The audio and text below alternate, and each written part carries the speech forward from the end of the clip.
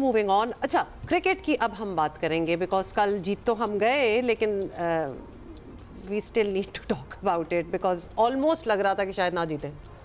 T20 tri nation series के इफ्तिताही match में पाकिस्तान ने, हम आपको बता चुकी हैं, जिम्बाब्वे को शिकस्त दी है। आखिरी ओवर में जाकर मैच का फैसला हुआ। बाबर आजम कोई रन नहीं बना सके। हमारा टॉप ऑर्डर ज़रा हमें परेशान कल भी कर गया था, लेकिन फ़खर चल गए और जिम्बाब्वे की टीम ने पहले बैटिंग करते हुए 8 विकेटों पर 147 रन स्कोर किए। जिम्बाब्वे की टीम को 72 रन का ओपनिंग स्टैंड मिला, मगर इसे बरकरार नहीं रख सकी और फिर ऊपर नीचे विकेटें गिरती गईं और ये था। सिकंदर रजा ने 34 रन बनाए। मोहम्मद नवाज ने 2 खिलाड़ियों को आउट किया। जवाब में पाकिस्तानी बैटर्स लिटरली शुरू से ही मुश्किलात का शिकार नजर आए। ओपनर साहबजादा फरहान 16, साइम अयूब 22 रन बना सके। बाबर आजम कोई सिफर, मतलब कोई सिफर नहीं, सिफर था, एवी कोई नहीं था, सिफर था हमारे पास। But anyway he just couldn't do it yesterday. और अब वो क्योंकि अभी पिछले कुछ अच्छा उनका स्पेल गुजरा है और इंशाल्लाह आगे भी अच्छा गुजरेगा, तो एक्सपेक्टेशन हमारी तो आपको पता है ना, स्काई रॉकेट एकदम से हो जाती हैं। सो ही लेफ्ट ऑन अ 0 और फिर कप्तान सलमान अली आगा भी एक ही रन बना सके, तो उनसे भी कोई ख़ास कॉन्ट्रीब्यूशन नहीं है। और कल से ये बहस जोर पकड़ रही है कि सलमान आगा का टीम में क्या किरदार है। I feel bad about asking such questions but we will ask these questions, so let's talk to our guest. Because वो अच्छा परफॉर्म करते हैं, आपको पता है, वनडे में पर्टिकुलरली, टेस्ट मैच में भी पर्टिकुलरली, सो उनकी अपनी परफॉर्मेंस अच्छी होती है, वहाँ पे वो रन भी बनाते हैं, सभी ठीक है। अब्दुल माजिद भट्टी साहब हमारे साथ हैं। भट्टी साहब क्या हाल है आपका? भट्टी साहब what are your thoughts on yesterday's match? पहले तो यही बता दें। बहुत शुक्रिया अब्दुल्ला हुमा। देखें, जिम्बाब्वे वो टीम है जो दुनिया में लोअर रैंक की टीमें हैं, जिम्बाब्वे का शुमार उन टीमों में होता है।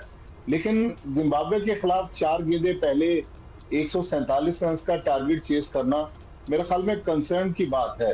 बाबर आजम को हमने सेंचुरी के बाद बहुत ज्यादा प्रेज किया, करना भी चाहिए, लेकिन वो डिस्कस भी बार बार इसलिए होते हैं कि वर्ल्ड के टॉप के बैट्समैन हैं, वो कई बार फ्रस्ट्रेटेड नजर आते हैं। कल भी जिस तरह वो कल छठी इनिंग्स में अब्दुल्ला हुमा तीसरी बार सिफर पर आउट हुए T20 इंटरनेशनल में, तो मेरे ख्याल में थोड़ा सा पाकिस्तान को जो इस वक्त सपोर्ट मिल रही है वो पाकिस्तानी बॉलरों की तरफ से मिल रही है।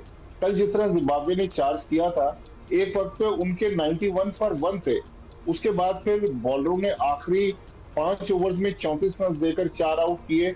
वहां पाकिस्तान ने 147 पर रिस्ट्रिक्ट किया उनको।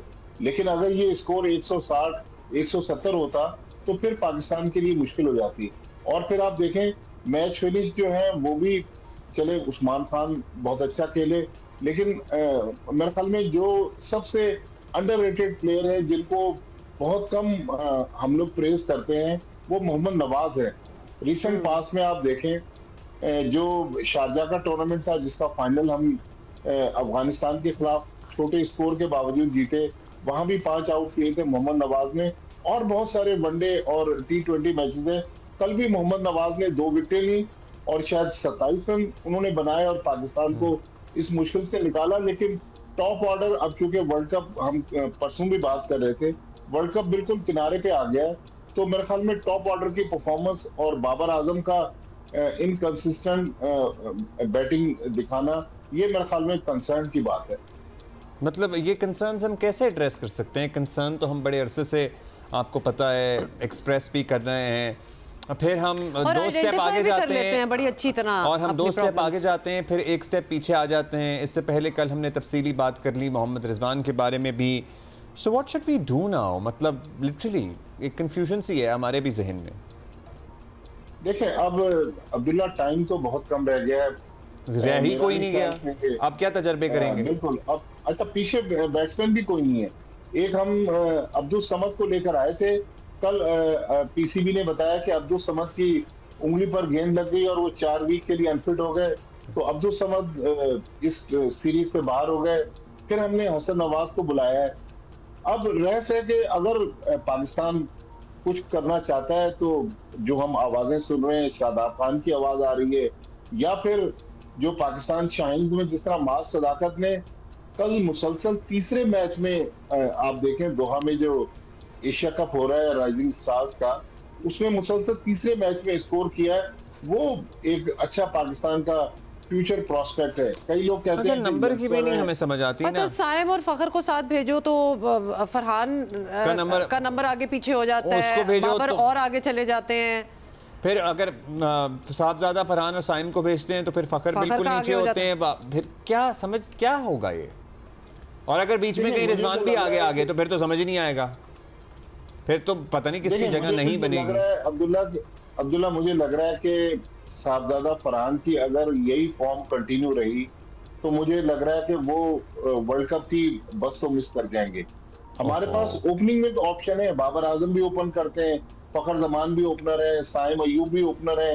तो ओपनिंग का मसला नहीं है, मसला हमारे पास मिडिल ऑर्डर में है, और खास तौर पर सलमान अली आगा चौथे नंबर पर जहां बैटिंग करने आते हैं। मेरे ख्याल में सलमान अली आगा की जो T20 की फॉर्म है, वनडे में तो वो रिसेंटली बहुत अच्छा खेले, T20 में सलमान अली आगा मेरे ख्याल में अब हमें सोचो विचार करना पड़ेगा। अच्छा, लेकिन मुझे नहीं भट्टी लग रहा साहब, कि साहबजादा अब फरहान को एज जी। अ रिजर्व विकेट कीपर भी तो हम तसव्वुर करते हैं ना, लेकिन करा नहीं रहे।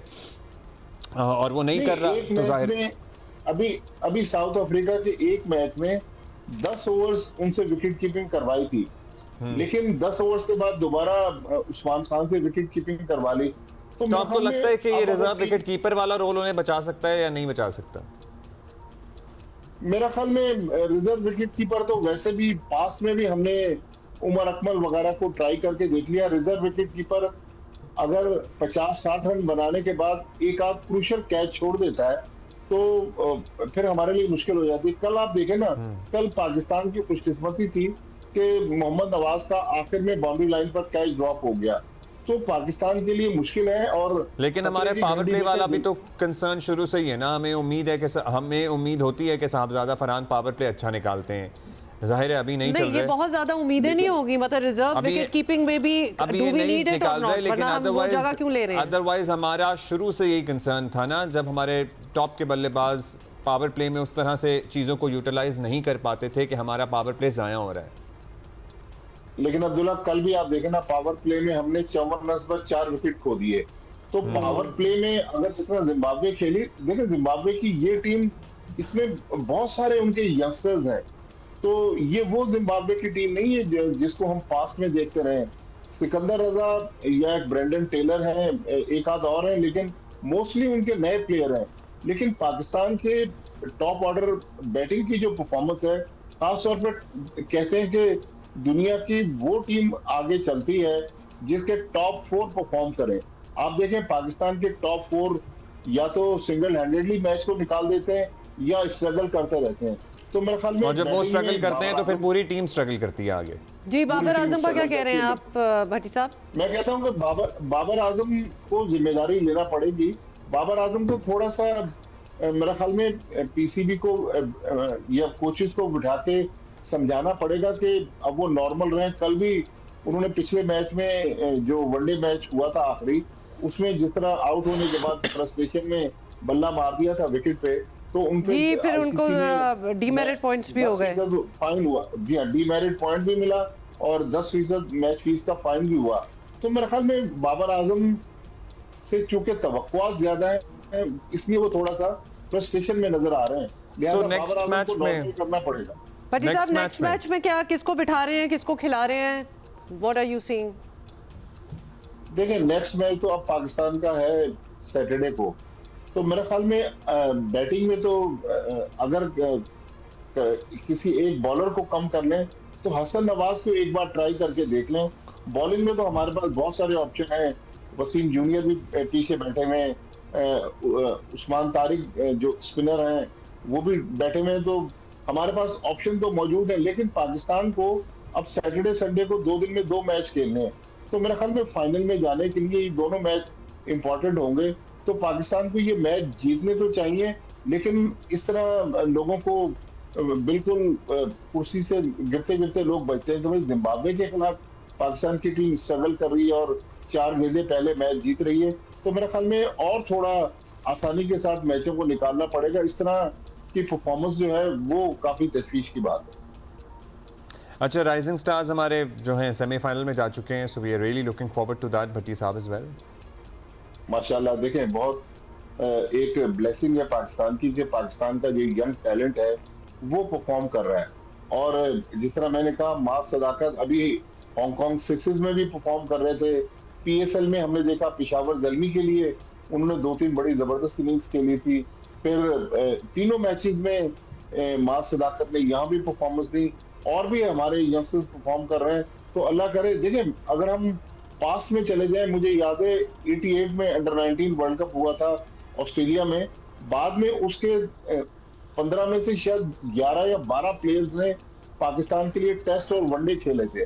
तो इस टीम में भी काफी टैलेंट है, लेकिन पीसीबी को चाहिए, हमारे जो हाई परफॉर्मेंस के जो हेड कोच हैं आकिब जावेद, उनको कि ये जो टैलेंट है, बास प्लेयर हमारे अंडर 19 या जूनियर लेवल से ऊपर आने के बाद अचानक फिर मंजर से गायब हो जाते हैं। जिस तरह एक शाजिब लड़का, वो भी अंडर 19 का था, जिसने इंडिया के खिलाफ एक मैच में सेंचुरी बनाई थी अंडर 19 वर्ल्ड कप में, वो भी अब हमें कहीं नजर नहीं आ रहा। तो इन लड़कों को टारगेट करना पड़ेगा ताकि पाकिस्तान का फ्यूचर जो है वो ब्राइट नजर आए। हम जी, फ्यूचर तो हमें ब्राइट नजर आ रहा है, उस बात की हमें अलग से खुशी है। बहुत शुक्रिया आपका भट्टी साहब। थैंक यू भट्टी साहब। Alright, okay.